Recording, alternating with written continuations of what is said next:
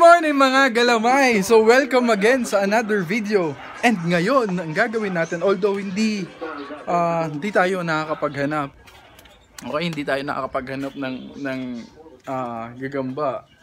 Kasi, yun nga, dumaan yung Pasko. Tapos, ito, mag-New Year din. So, naisip ko mga galamay. Nice.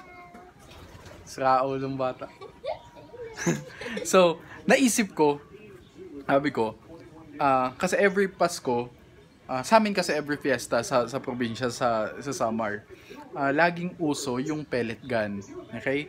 So, dito naman sa Manila, or dito sa Cavite, nagiging uso siya pag mga Pasko. Pag Pasko, New Year, ganun. So, naisip ko, bumili tayo nun. Tara na, bumili na tayo. Makita nyo kung gaano kalakas to. And para din, maiwasan na ipagpalaruan nyo sa mga yung mga bata pa na hindi pa marunong gumamit, para iwasan nyo din yung bagay na yun. So, tara, punta tayo and okay, let's go! Transition! So, mga galamay, na gano'n kami. Bumili kami ng mga bumili kami ng mga lamp para sa if ever mag-camping ulit kami. Yan, bumili ako ng rechargeable. Ito naman, bumili ako ng desk lamp para light ko dun sa computer ko. Then itong headlamp, kailangan din natin to pag maghanap tayo. Yan. So ang hinanap na lang namin ngayon is yung air gun. Yung air gun na kailangan natin subukan. So wala na yung hinahanap namin. Kaya tingin ko sa labas sa mga bangketa meron yun. Kaya sa labas na lang tayo maghanap. Tara. Oh, gusto ko sa'yo. Bagong shoe. Pag sunod ko sa bus, yun lang araw kaya magtatagal. Ito, gusto kayo rin.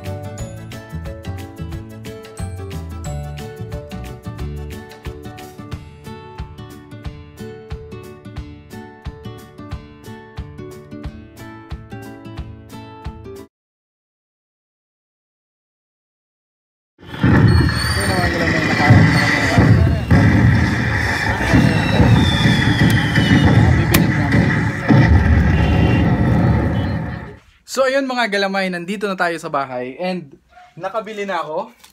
Ito yung binili ko. Imbis na shotgun ang bibilin ko, napakahina nung shotgun. So ang binili ko, itong metal na pellet gun. Mabigat siya kasi metal yung gawa siya sa metal. Ayan o. Yan. And nakita ko, sobrang diretso siya. Yung bala, sobrang diretso. Pag pinuputok mo na. Kaya tingnan natin kung ano yung mga kaya niyang basagin. Okay? Tingnan natin kung gaano kalakas tong pellet gun na to. Tara, subukan natin dun sa labas. So, subukan naman natin ang CD. Okay? Meron akong CD dito. Yan. Ang nakalagay, chill. So, tingnan natin kung kaya siyang basagin ng handgun natin. Yun!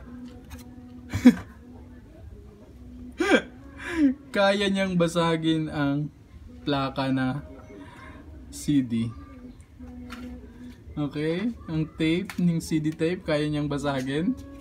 So, tara, sumubok pa tayo ng iba. Ano naman ang mangyayari pag binaril natin ito, yung Christmas balls? So, subukan natin. Ooh! Nasa loob. Nabasag niya. Ayan yung bala. So, since basag na yan, ulitin natin.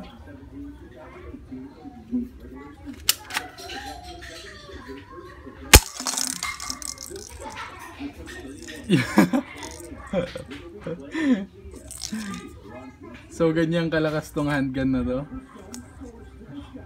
Isa pa.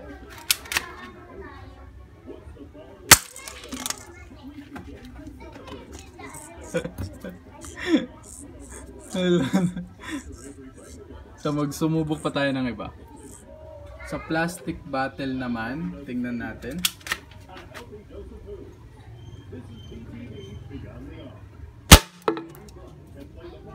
Ooh! Lakas ng tunog, parang walang nangyari. Ulitin natin.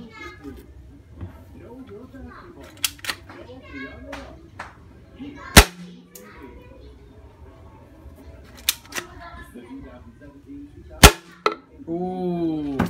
So hindi niya kayang basagin to. Sa loob kaya?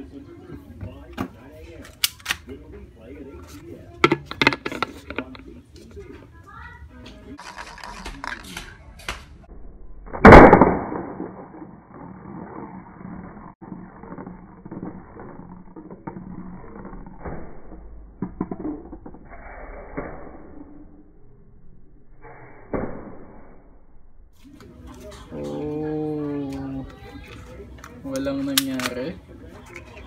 So ulitin natin.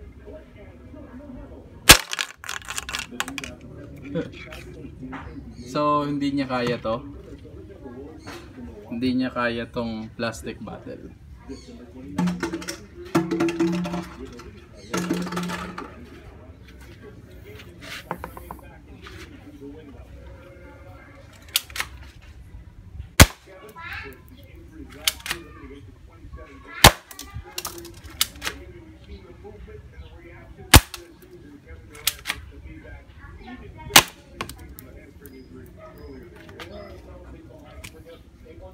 Napakadali mga galamay.